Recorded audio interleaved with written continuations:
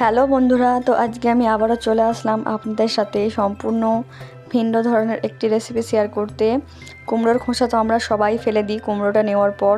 তো আপনারা কিন্তু আর এই রেসিপিটা দেখার পর কুমড়োর খোসা ফেলে দিতে পারবেন না, কারণ এই কুমড়োর খোসা দিয়ে কিন্তু আপনাদের একদিনের সংসার খরচ কিন্তু বেঁচে যাবে যদি আপনারা এই কুমড়োর খোসাকে ঠিকঠাকভাবে ব্যবহার করতে পারেন।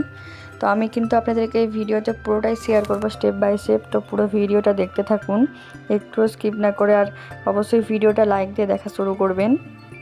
দেখুন, প্রথমে কিন্তু আমি এখানে হচ্ছে যে কুমড়োর খোসাগুলো নিয়ে নিয়েছি। এখানে কুমড়োর খোসাগুলো আমি নিয়ে নিয়েছি একসাথে। নিয়ে নেওয়ার পর এবারে আমি এগুলোকে ছুরির সাহায্যে একটু সরু সরু করে কুচিয়ে নিচ্ছি, যেমন করে আমরা আলু ভাজার জন্য আলু কুচাই সেরকম সরুভাবে কুচিয়ে নিচ্ছি। দেখুন, এরপরে কুমড়ো কুচিয়ে নিলাম, কুমড়োর খোলাগুলো। এরপরে আমি এখানে একটা ছোট আলু কুচিয়ে নিয়েছি একটু মাঝারি সাইজের করে, আর একটা গোটা পেঁয়াজকে কুচিয়ে নিয়েছি, তার সাথে দুটো কাঁচা লঙ্কা নিয়েছি, আপনাদেরকে দেখিয়ে দিলাম। আর এটা কিন্তু খুবই দুর্দান্ত একটা রেসিপি হতে চলেছে।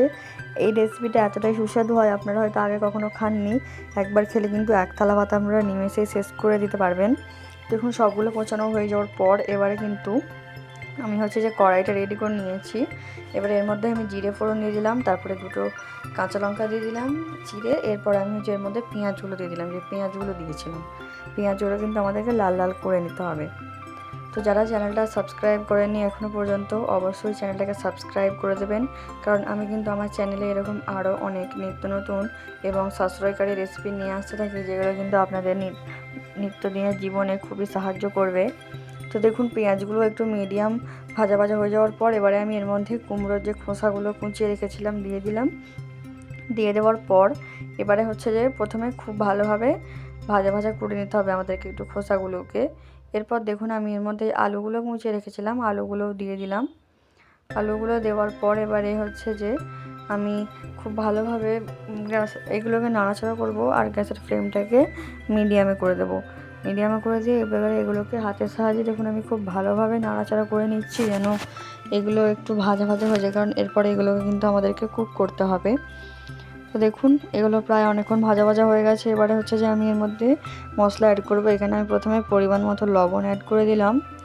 এরপর হচ্ছে যে আমি এর মধ্যে লঙ্কা গুঁড়ো দিয়ে দিলাম 1 চা চামচ পরিমাণে, আর হলুদ গুঁড়ো দিয়ে দিলাম 1 চা চামচ পরিমাণে। এবারে খুব ভালোভাবে সব উপকরণগুলোকে আমাদেরকে একসাথে মিশিয়ে নেড়ে চেড়ে ভাজা ভাজা করে নিতে হবে একটু মশলার সাথে কুমড়োগুলোকে। তো এই পর্যায়ে আমি হচ্ছে যে এগুলোকে একটু ঢেকে রেখে দেবো। দেখুন, একটু ঢেকে রেখে দিয়ে এরকম একটু ভাজা ভাজা হয়ে গেলেই কিন্তু আমাদের রেসিপিটা প্রায় রেডি হয়ে যাবে। দেখুন, আপনারা হয়তো দেখে বুঝতে পারছেন এটা কিন্তু এখন একটু সেদ্ধ হয়ে গেছে। আলুগুলো আমি এবার চেক করে নিচ্ছি তাও ঠিকঠাকভাবে সেদ্ধ হয়েছে কিনা। আর এরপরে এই পর্যায়ে কিন্তু আমাদের ফ্লেমটা মিডিয়াম টু লোয়েতে দিয়ে খুব ভালোভাবে এগুলোকে প্রথমে আরও, ওটা আমি সেদ্ধ হতে দিয়েছিলাম, এরপরে এগুলোকে আমাদেরকে নেড়ে চেড়ে ভেজে নিতে হবে। আবার খুব বেশি নাড়বেন না, তাহলে কিন্তু দেখবেন যে আলুগুলো আছে সেগুলো কিন্তু ভেঙে ছোট ছোট হয়ে যাবে। তো আমি এগুলোকে এরকম নেড়ে ভাজা ভাজা করে নিচ্ছি। এরপর দেখুন, আমি এর মধ্যে জিরে গুঁড়ো দিয়ে দিলাম। এটা হচ্ছে জিরে গুঁড়ো, এখানে চাইলে আপনারা এর পরিবর্তে গরম মশলা গুঁড়ো ইউজ করতে পারেন। আর এখানে কিন্তু আমি চিনি দিয়ে দিলাম। চিনি দিয়ে খুব ভালোভাবে হচ্ছে যে আমি চিনির সাথে, যেহেতু কুমড়োর খোলার রেসিপি, কুমড়ো যে কোনো রেসিপিতেই একটু চিনি দিলে কিন্তু তার স্বাদটা দুর্দান্ত হয়ে যায়, তো চিনিটা দিয়ে দিলাম। দিয়ে এবারে হচ্ছে যে খুব ভালোভাবে আমি চিনিটার সাথে সব উপকরণগুলোকে আমি মিশিয়ে নিলাম, যাতে চিনিটা খুব ভালোভাবে মেল্ট হয়ে যায়। আর দেখবেন এরকম ভাজা ভাজা হয়ে যাওয়ার পর্যায়ে কিন্তু আমাদের গ্যাসের ফ্লেমটাকে অফ করে দিতে হবে, না হলে কিন্তু এগুলো পুড়ে যাওয়ার সম্ভাবনা থাকবে। এবার দেখুন, আমি আপনাকে একটা প্লেটে এগুলো সার্ভ করে দেখাচ্ছি।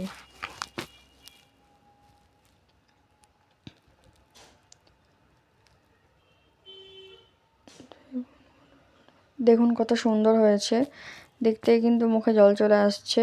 আমি বলবো অবশ্যই একবার বাড়িতে এই রেসিপিটা ট্রাই করে দেখবেন, আপনাদের কিন্তু একদিনের রান্নার খরচ কিন্তু বেঁচে যাবে, এতটাই সুস্বাদু হয় রেসিপিটা।